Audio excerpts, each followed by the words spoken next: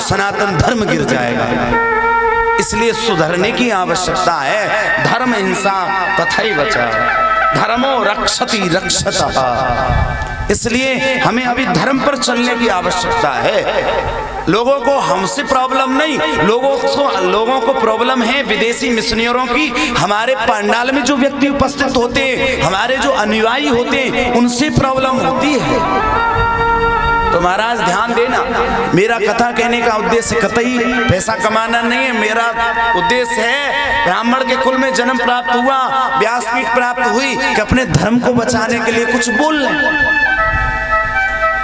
तो कभी भी किसी संत पे आरोप लगे तो आप अपनी जिह्वा को और अपने कानों को ऐसे ही बंद करो कि आपने कुछ देखा नहीं है, और बल्कि अपने धर्म के संतों की सपोर्ट में हमें रहना चाहिए।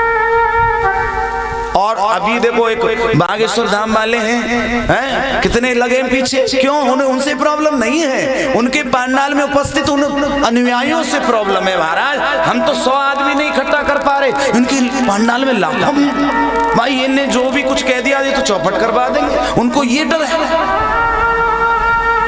इसलिए तो कहते हैं हमारा भारत हिंदू राष्ट्र बनना चाहिए। क्योंकि एक और बात बताए, धरती का बीज कहाँ है हमारे हिंदुस्तान में? कहाँ? नैमिषारण्य में। ये सारी धरती का बीज है नैमिषारण्य में।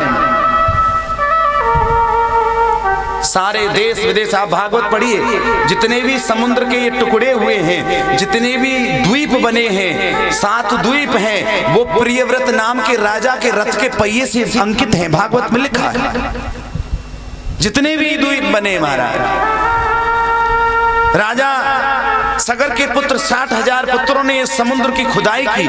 जब अश्वमेध यज्ञ किया, इंद्र ने यज्ञ को उसको पाताल में जाकर छिपा दिया, घोड़े को खोदते खोदते पाताल तक पहुंच गए। ये सारी देन हमारे धर्म की है महाराज। हमारे धर्म पर आंच आए तो हमें बोलना चाहिए। और आपको बता दें, जैसे तुलसीदास जी की आज भी देखो मीडिया पर खूब चल रहा है, तुलसीदास जी की रामायण फाड़ दी, रामचरितमानस का अपमान कर दिया।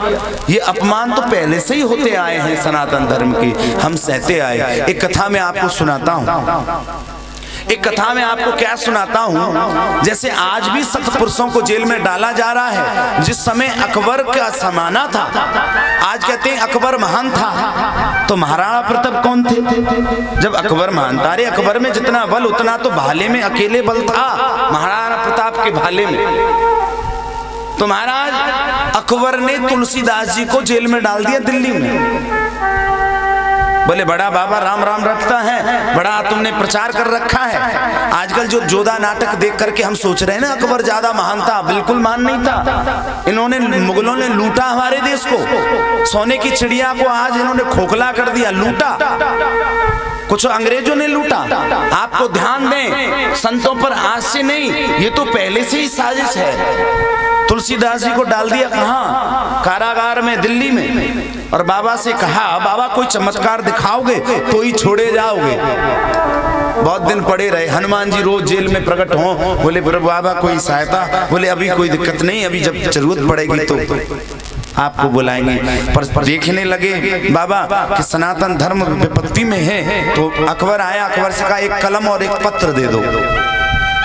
अच्छा, बजरंग बाण तो पढ़ते होंगे यहाँ, को नहीं जानत है जग में कप संकट मोचन। ये इसकी रचना कहाँ हुई? अकबर के जेल के अंदर तुलसीदास जी ने लिखा कलम से पत्र पर, को नहीं जानत है जग में कभी संकट मोचन नाम तुम्हारो। जैसे जैसे इसको लिखा, लिखते गए इतने बंदर दिल्ली के अंदर, पुरानी दिल्ली के अंदर आ गए, सिंहासन तक फाड़ दिया। अकबर आके नतमस्तक हो गया, इस लीला को रोको। इतने सैनिक नहीं, जितने बंदर। बोले जहाँ भक्त आ जाते हैं वहां अभिमानियों का काम नहीं, तो पुरानी दिल्ली छोड़कर नई दिल्ली बसाना पड़ा अकबर को। तो ये आज की प्लानिंग नहीं, ये बहुत दिनों की प्लानिंग है हमारा। इसलिए अपने धर्म से जुड़े रहो, अपने धर्म से जुड़े रहो, अपने कर्म से जुड़े रहो,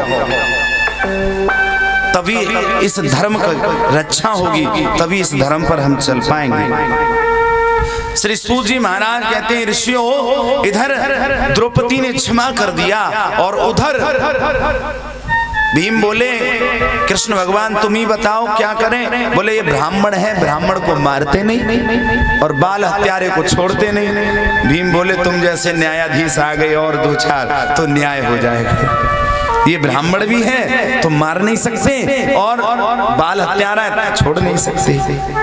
बोले इसके मस्तक पर जो जन्म से मड़ी है इसको निकाल लो और मैं श्राप देता हूं, इसने बाल हत्या की है, इसका ये घाव कभी नहीं भरेगा। ऐसा ही किया, मस्तक से मड़ी निकालकर छोड़ दिया। आज भी जीवित है अश्वत्थामा और उस घाव को लेकर के मर। अश्वत्थामा वहां से चला गया, किंतु कहते हैं चोर चोरी छोड़ देगा, हेरा फेरी नहीं छोड़ेगा। फिर ब्रह्मास्त्र संधान किया।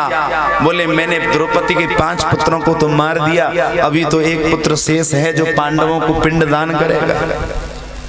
अभिमन्यु जब चक्रव्यूह की रचना में मारा गया, उस समय अभिमन्यु की पत्नी उत्तरा गर्भवती थी और उसके गर्भ में अभिमन्यु का अंश पल रहा था। जाकर के महाराज ब्रह्मास्त्र से कहा जाओ और जाकर के उत्तरा के गर्भ को नष्ट कर दो। और उत्तरा के गर्भ में ब्रह्मास्त्र प्रवेश